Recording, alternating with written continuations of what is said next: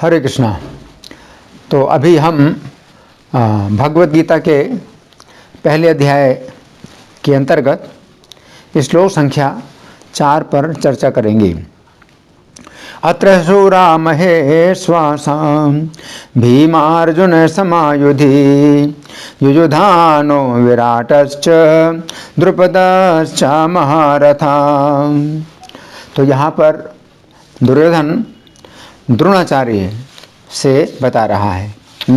क्या बता रहा है? अत्र शूरा महेश्वासा, कि यहाँ पर, यहाँ पर का मतलब पांडवों की सेना में। तो पांडवों की सेना में शूर हैं और महेश्वास हैं। अत्र शूरा महेश्वासा भीम अर्जुन समायुधि, भीम और अर्जुन के समान युद्ध में भीम और अर्जुन के समान शूर हैं और महेश्वास हैं। युयुधानो विराटश्च द्रुपदश्च महारथा। तो कौन कौन से हैं योद्धा? युयुधान यानी सात्यकी हैं, और कौन है? राजा विराट हैं, और कौन है? राजा द्रुपद हैं। ये सभी महारथी हैं। तो सबसे पहले दुर्योधन शूरा इस शब्द का प्रयोग कर रहा है कि शूर हैं। तो शूर का मतलब क्या है? योद्धा में कोई अगर शूर होता है तो शूर का मतलब है उत्साही, जिसका युद्ध में बहुत उत्साह है। अगर युद्ध का अवसर मिले तो बहुत उत्साह रहता है, तो उसे शूर कहा जाता है। और दूसरा शब्द है महेश्वासा। महेश्वासा ये शब्द जो है 3 शब्दों से मिलकर बना है। महा, फिर ईशु और आशा। तो महा का मतलब है विशाल, ईशु का मतलब है बाण, और आस का मतलब है आसन।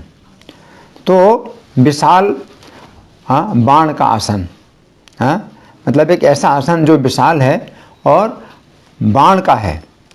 तो बाण जिसमें आसन जमाए वो क्या होता है? धनुष। क्योंकि जब बाण छोड़ा जाता है तो धनुष के ऊपर बाण को जमाते हैं पहले, है ना। तो बाण को जमाया जाता तब कहीं बाण को छोड़ा जाता है। तो इसलिए बाण का जो आसन है तो उससे कहते हैं धनुष, यानी धनुष को ही बाण का आसन कहते हैं। और महा ईशु आशा, आशा का मतलब होता है ऐसे व्यक्ति जिनका धनुष बहुत बड़ा है ना। तो भीम अर्जुन समायुधि, भीम और अर्जुन। तो ये क्रम में दुर्योधन ने भीम शब्द का पहले प्रयोग किया, बाद में अर्जुन शब्द का प्रयोग किया, और शूर शब्द का भी प्रयोग पहले किया और बाद में विशाल धनुष वाले महेश्वासा शब्द का प्रयोग किया। तो इसका मतलब क्या है कि भीमसेन के लिए दुर्योधन का जो है संकेत है शूर, और अर्जुन के लिए संकेत है महेश्वास, है ना। तो भीमसेन शूर हैं। शूर का मतलब युद्ध में बहुत उत्साह रखने वाले हैं, है ना। और अर्जुन महेश्वास हैं। अर्जुन का धनुष बहुत बड़ा है, तो अर्जुन का धनुष क्या है? गांडीव धनुष। तो ये 2 शब्द हैं, विशेषण शूर और महेश्वास। और उसके बाद दुर्योधन ने भीम और अर्जुन इनका क्रम प्रयोग किया है। तो ये इस प्रकार से है।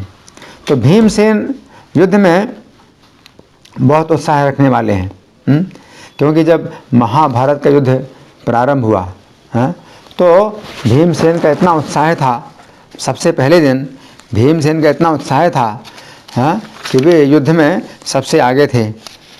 और युद्ध में इतने आगे थे कि उनके उस हुंकार को सुन करके, भीमसेन के तेज को देख करके और उनकी हुंकार को देख करके कौरव पक्षी जो योद्धा थे वो मलमूत्र त्याग कर रहे थे। तो ये है शूर। तो भीमसेन जो है इतने शूर हैं कि उनका युद्ध में बहुत उत्साह है। अर्जुन से ज़्यादा उत्साह भीमसेन का है। भीमसेन का इस युद्ध में अर्जुन से अधिक उत्साह है। अर्जुन का इस युद्ध में पहले से अधिक उत्साह नहीं था। तथा जब श्री कृष्ण अर्जुन के रथ को दोनों सेनाओं के मध्य में लाते हैं तो अर्जुन का युद्ध के प्रति उत्साह संपूर्ण रूप से समाप्त हो गया। यद्यपि भगवान के गीता के उपदेश के द्वारा अर्जुन को युद्ध में पुनः उत्साह हुआ, परंतु फिर भी द्रोण तथा भीष्म के सामने अर्जुन का युद्ध में उत्साह धीमा पड़ जाता था। क्यों? क्योंकि गुरु के प्रति आदर की भावना, क्योंकि अर्जुन की भीष्म तथा द्रोण के प्रति अत्यंत सम्मान की भावना थी। इसके ठीक विपरीत भीमसेन में कौरवों के प्रति युद्ध में प्रारंभ से ही उत्साह देखा जाता है। जिस समय द्रौपदी का सभा में अपमान हो रहा था, उसी समय भीम ने प्रतिज्ञा की थी कि वे युद्ध भूमि में दुर्योधन की जांघ अवश्य तोड़ेंगे, दुशासन की भुजा अवश्य उखाड़ेंगे तथा दुर्योधन सहित 100 भाइयों का अपने हाथों से वध करेंगे। इसके बाद वनवास काल में भी भीम वनवास की अवधि के बीच में ही युद्ध करने की इच्छा करते रहते थे। युधिष्ठिर महाराज से कहते थे कि इस वनवास की कोई ज़रूरत नहीं है, उन लोगों ने हमें अधर्म से वनवास दिया है, आप जो है युद्ध चालू कर दीजिए। और कभी कभी क्रोध के आवेश में तीव्र श्वास लेते थे और जोर जोर से चिल्लाने लगते थे। इसके अतिरिक्त जिस समय महाभारत युद्ध प्रारंभ हुआ, उस समय गीता का उपदेश सुनने के बाद भी पहले दिन अर्जुन को युद्ध में कोई उत्साह ही नहीं हुआ। गीता का उपदेश सुनने के बाद भी युद्ध प्रारंभ हुआ तो अर्जुन को कोई उत्साह हुआ ही नहीं। अर्जुन ने पहले दिन कोई युद्ध ही नहीं किया, एक भी बाण नहीं छोड़ा अर्जुन ने, परंतु भीमसेन के युद्ध में इतना उत्साह था कि उनके भीषण सिंहनाद से कौरव सेना के योद्धा युद्ध भूमि में ही मलमूत्र त्याग करने लगे। दुर्योधन को भीमसेन से सबसे अधिक भय था, क्योंकि भीमसेन कौरवों के प्रति बहुत क्रुद्ध रहते थे। धृतराष्ट्र ने भी कहा था, मुझे अर्जुन, युधिष्ठिर तथा श्री कृष्ण से भी उतना भय नहीं है जितना भीम से है। मेरा पुत्र दुर्योधन इतना मूर्ख है कि वह भीम के रूप में अपनी मृत्यु को ना देखकर पांडवों के प्रति अपनी शत्रुता बढ़ाता जा रहा है। शूर है ना। तो यद्यपि अर्जुन भी जो है युद्ध में बहुत उत्साह रखते हैं, लेकिन जहाँ तक अपने कुटुंबियों से युद्ध करने की बात है तो उस समय अर्जुन का उत्साह ज़्यादा नहीं रहता। तो और जहाँ तक महेश्वासा की बात है तो अर्जुन का विशेष रूप से धनुर्विद्या में अर्जुन सबसे बढ़ कर के हैं। अर्जुन का धनुष गांडीव नाम से प्रसिद्ध है और ये धनुष भगवान श्री कृष्ण के सार्ग धनुष के ही समान श्रेष्ठ है। एक भगवान का सार्ग धनुष है, दूसरा अर्जुन का गांडीव धनुष है। तो ये दोनों धनुष जो है मतलब विशेष हैं, जो कि कभी टूटने वाले नहीं।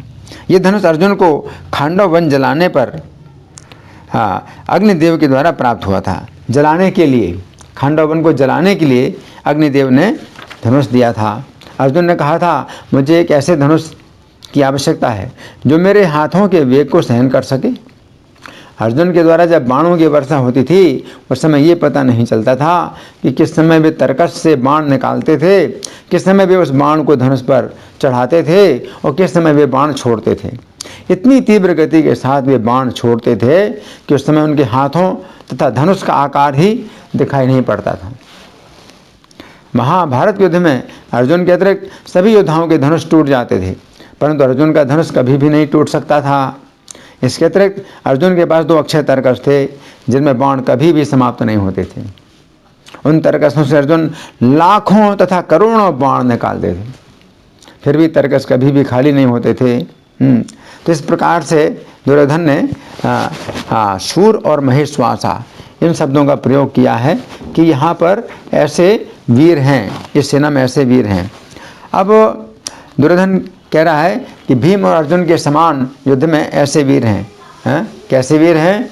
जो भीम के समान युद्ध में उत्साह रखते हैं, और ऐसे भी वीर हैं जो अर्जुन के समान युद्ध में धनुष धारण करते हैं।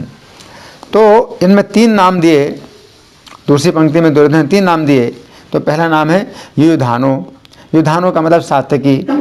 तो सात्यकी ये विशेष हैं, पांडवों की सेना में सात्यकी का विशेष स्थान है। तो श्री कृष्ण के चूँकि विशेष ये साथी हैं और यदुवंशी हैं, यादव हैं, श्री कृष्ण के मित्र हैं, इसलिए ये पांडवों की सेना में रहे। यद्यपि श्री कृष्ण ने अपनी यादवों की सेना दुर्योधन को दे दी थी और स्वयं बिना शस्त्र धारण किए पांडवों के पक्ष में थे, परंतु फिर भी सात्यकी की श्री कृष्ण के प्रति विशेष आसक्ति होने के कारण वे पांडवों की ही सेना में थे। जिस समय श्री कृष्ण अकेले धृतराष्ट्र के महल में संधि प्रस्ताव के लिए आए थे, उस समय भी सात्यकी श्री कृष्ण के साथ थे। जब श्री कृष्ण ने दुर्योधन के सामने दुर्योधन के पांडवों के प्रति दुर्व्यवहार की चर्चा की तो दुर्योधन कुछ भी उत्तर न देकर और क्रुद्ध होकर सभा से बाहर निकल गया। दुर्योधन असभ्य था, सभा में बैठने योग्य नहीं था, उसका व्यवहार सभा के अनुसार नहीं था। तो जब श्री कृष्ण ने सभा में सबके सामने दुर्योधन के दुर्व्यवहार की चर्चा की तो उठ करके और गुस्सा हो करके सभा से बाहर निकल गया। उस समय सात्यकी इस बात का पता लगाने के लिए कि बाहर दुर्योधन क्या योजना बना रहा है, सभा के बाहर आए तथा सभी बातों का पता लगाकर सभा के अंदर दुर्योधन की कपट योजना की सूचना सभी लोगों के सामने सुनाई सात्यकी ने कि इसने श्री कृष्ण को बंदी बनाने के लिए एक विशाल सेना सभा के बाहर खड़ी की है। अब सभा के अंदर तो बातें चल रही हैं और उसने जो है मतलब क्या तैयारी कर ली है ना। तो ये सात्यकी ने ही सभा में सबको बताया है ना। तो कितना ये आवश्यक था कि ये दुष्ट जो है मतलब बाहर चला गया और सभा में जो बात हो रही है वो अलग है और ये जो है कृष्ण को बंदी बनाने के लिए है ना। तो मतलब सभा में क्या निर्णय होगा इसका तो कुछ इसने विचार ही नहीं किया है ना। असभ्य, पूरा असभ्य है, दुष्ट है। तो इस प्रकार से सात्यकी ने दुर्योधन की असभ्यता का जो है वर्णन कर दिया, सभा में सूचना दे दी। तो सात्यकी की बातें सुनकर सभा के सभी लोगों ने दुर्योधन के श्री कृष्ण को बंदी बनाने के इस प्रयास की निंदा की। तो सात्यकी के कारण जो है दुर्योधन की और निंदा हुई सभा में। और सात्यकी का श्री कृष्ण के प्रति दास्य भाव था और सखा भाव, दोनों प्रकार से संबंध था। पांडव श्री कृष्ण के अत्यंत प्रिय भक्त थे, अतः सात्यकी पांडवों के प्रति भी बहुत सहानुभूति रखते थे। सात्यकी ने भी दुर्योधन के पांडवों के प्रति दुर्व्यवहार की निंदा की और युद्ध का समर्थन किया। सात्यकी ने युद्ध जरूर होना चाहिए, क्योंकि सभा में जो पांडवों की पहले जो सभा हुई थी तो उसमें बलराम जी ने कुछ ये बात उठाई थी कि युद्ध नहीं होना चाहिए, लेकिन सात्यकी जी ने जो है बलराम जी की बात का विरोध किया और कहा कि युद्ध करना आवश्यक है।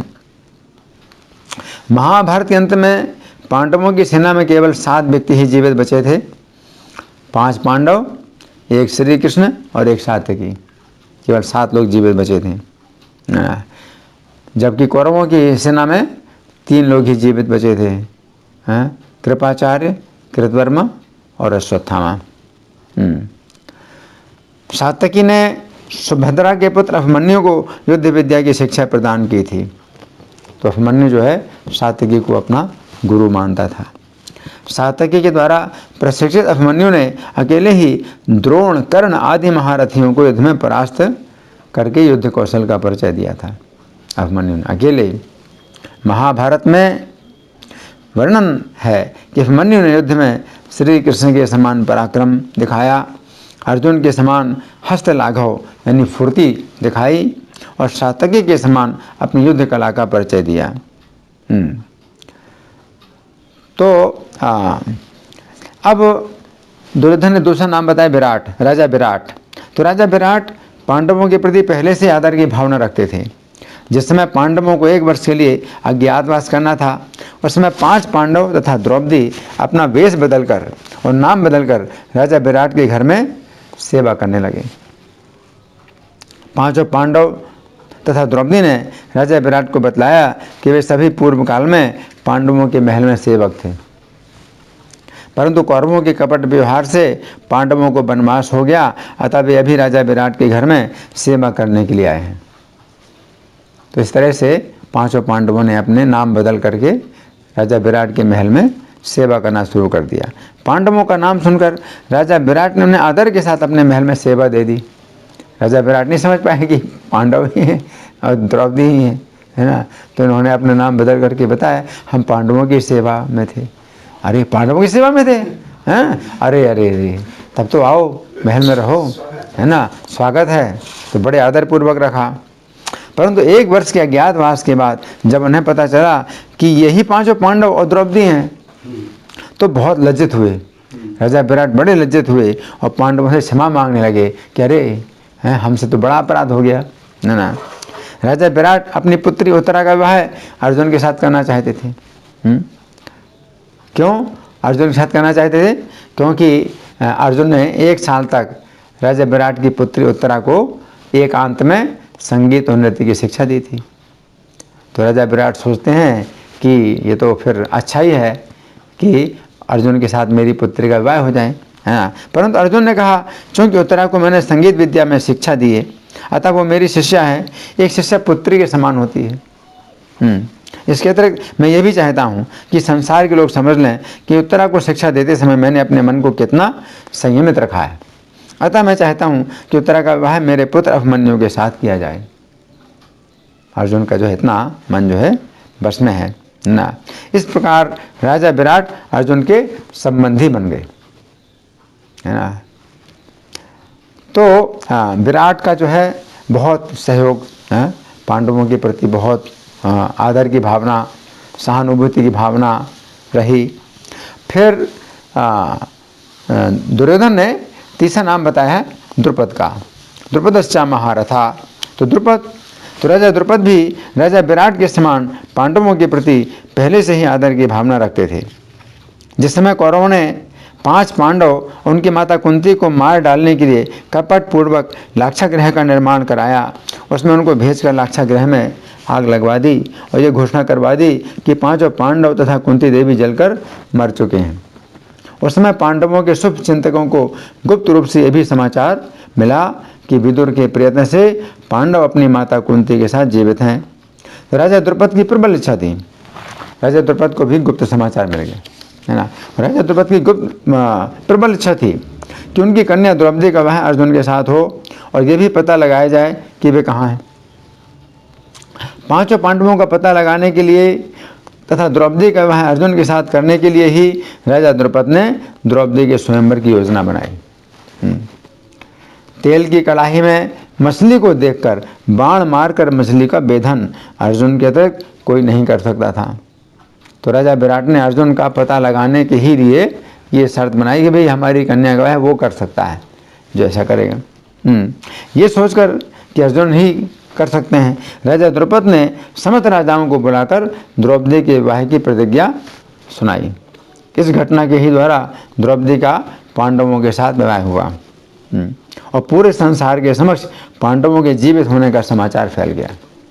तो राजा द्रुपद के प्रयास से ही ऐसा हुआ कि पांडवों का जो है पता चला है। राजा द्रुपद की इस योजना से ही कौरवों को पांडवों को राज्य का कुछ भाग देने के लिए विवश होना पड़ा। फिर कि भाई इनको कुछ हिस्सा दिया जाए पांडवों को, और फिर वो हुआ भी इस तरह से कि कौरवों से जो है पांडवों को कुछ हिस्सा मिला। तो वो कितना हिस्सा मिला? वो इंद्रप्रस्थ, जो वास्तव में पहले खांडवप्रस्थ जंगल था, तो जंगल का हिस्सा दिया।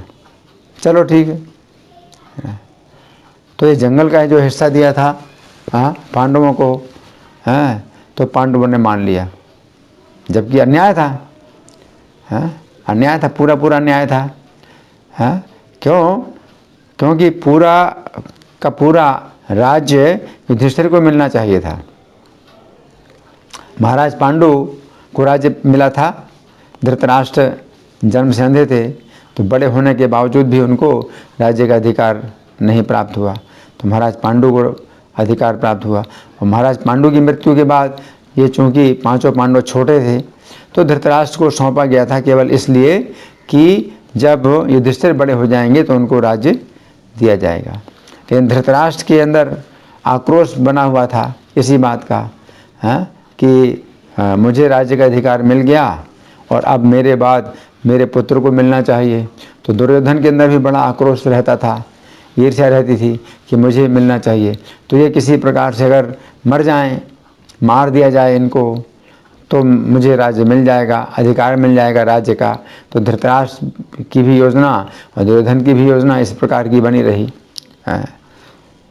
लेकिन हाँ, फिर बाद में जब कुंती और 5 पांडवों की मृत्यु का समाचार फैल गया और वे गुप्त रूप से मतलब विदुर जी के प्रयत्न के द्वारा सुरक्षित रहे, तो दुर्योधन और ये धृतराष्ट्र ये सब इसी फेर में थे कि कुंती और 5 पांडव मारे जा चुके हैं। लेकिन द्रुपद के प्रयास से जब 5 पांडव और कुंती देवी का पता चल गया, तो उसके बाद जो है बात रखी कौरवों की सभा में कि भाई इनको राज्य मिलना चाहिए। तो ये लोग जो है अन्याय में, इन पूरे अन्याय में ही मतलब ये मतलब डूबे हुए थे। तो अन्यायपूर्वक उनको जो है 5 पांडवों को कहा, ठीक है ये जंगल तुम्हारा है, जो खांडवप्रस्थ जो जंगल वो तुम्हारा है ना। लेकिन फिर भगवान कृष्ण की कृपा से वो जो है खांडवप्रस्थ क्या बन गया, इंद्रप्रस्थ बन गया, है ना। तो इस समय जो दिल्ली जिसमें हम लोग रहते हैं ये इंद्रप्रस्थ कहलाती है। तो ये जो इंद्रप्रस्थ है ये जो है पांडवों को मिला था, ये जंगल था, वो पांडवों ने बसाया है। और इसमें मैदानव के द्वारा जो है सभा बनवाई भगवान कृष्ण ने, क्योंकि जो मैदानव था तो ये जब खांडव वन में आग लगी थी तो श्री कृष्ण खांडव वन के जितने भी जीव जंतु हैं उन सबको मार मार करके अग्नि को भोजन प्रदान कर रहे थे। लेकिन मैदानों ने जब अर्जुन की शरण ली तो अर्जुन ने कहा कि तुम्हें कोई भय नहीं। तो अर्जुन के कहने से फिर श्री कृष्ण ने अपने चक्र का प्रयोग मैदानों के ऊपर नहीं किया। तो मैदानों ने फिर अर्जुन का बहुत उपकार माना और अर्जुन के इस उपकार के लिए उसने जो है एक विशेष सभा बनाई थी। और वो सभा का जो है बहुत सौंदर्य था, उस सभा में बहुत सौंदर्य था और बड़े चमत्कार और बड़े आश्चर्य थे। उस सभा में जहाँ पानी था तो वहाँ पर ज़मीन दिखाई पड़ती थी, जहाँ ज़मीन थी वहाँ पानी दिखाई पड़ता था। तो ये सब जो है जो वर्णन है ये महाभारत में मिलता है।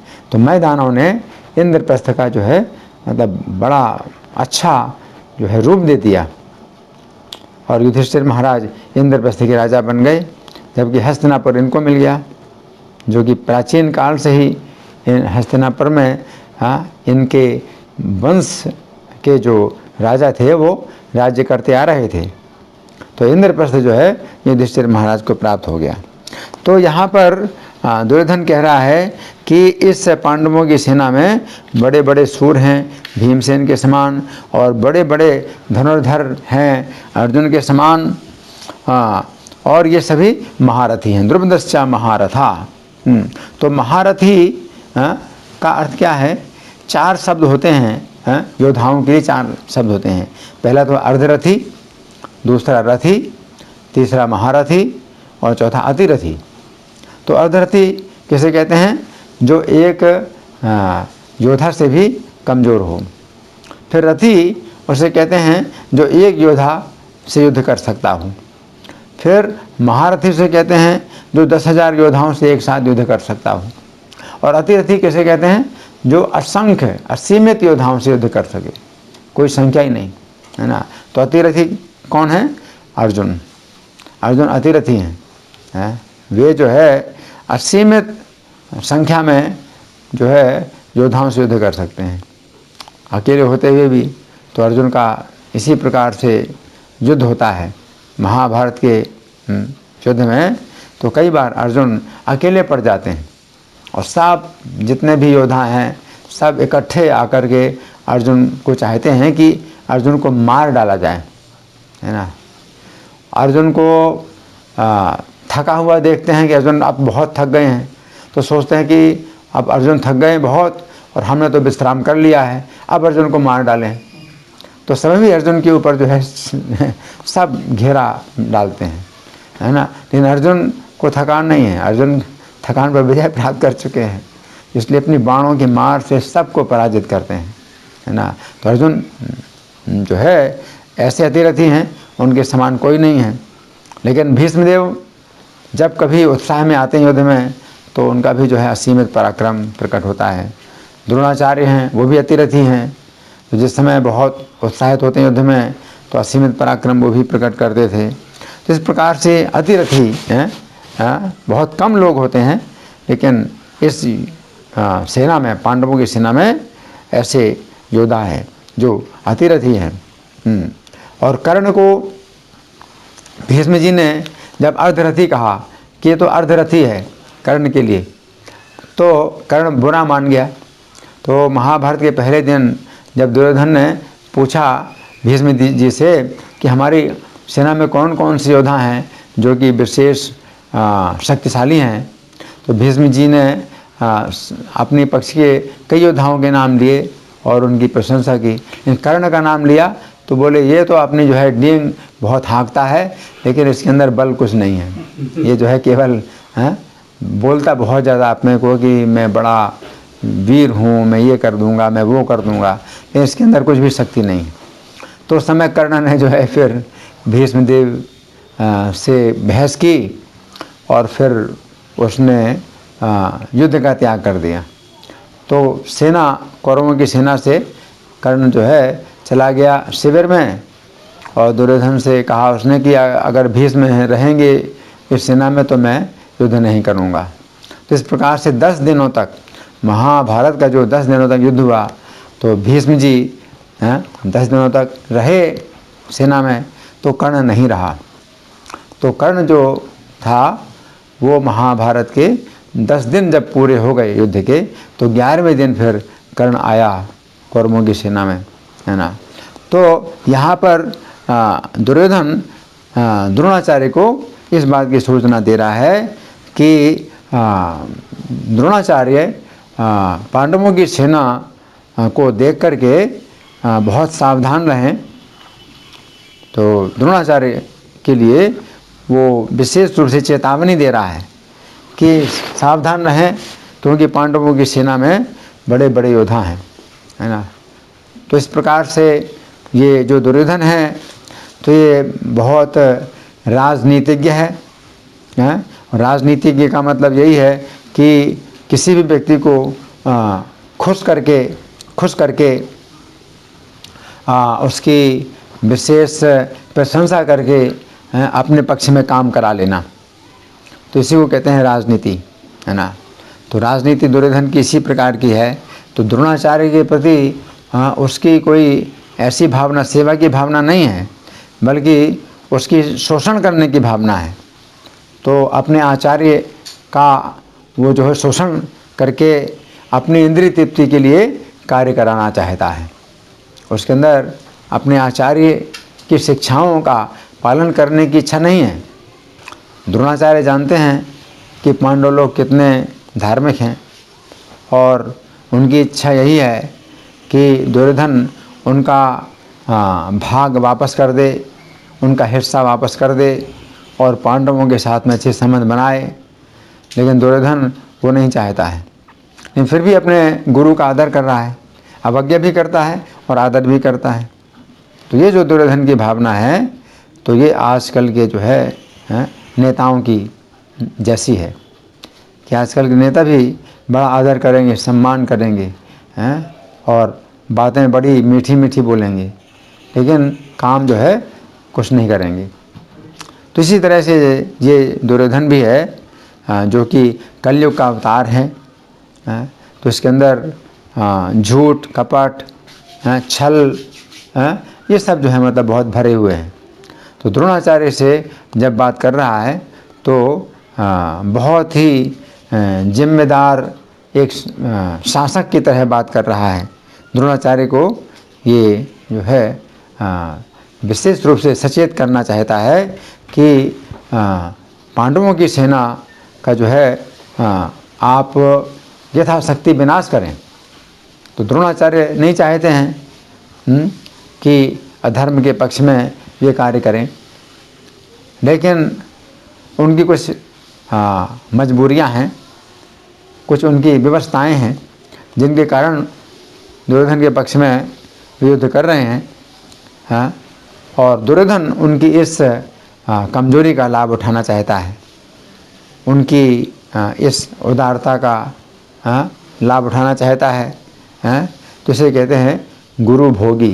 कोई शिष्य जो है गुरु का भोग करना चाहता है, तो गुरु की जो भी कमजोरियां होती हैं तो उनका फ़ायदा उठा करके अपनी इंद्रिय तृप्ति में अपने गुरु की शक्ति का प्रयोग करना चाहता है। तो यहाँ पर दुर्योधन ये बता रहा है।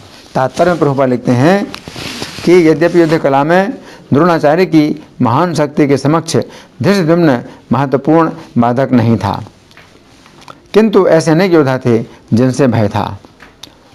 तो दुर्योधन को विशेष रूप से भय था भीमसेन से, तो इसलिए उसने भीमसेन का नाम पहले लिया, अर्जुन का नाम बाद में लिया।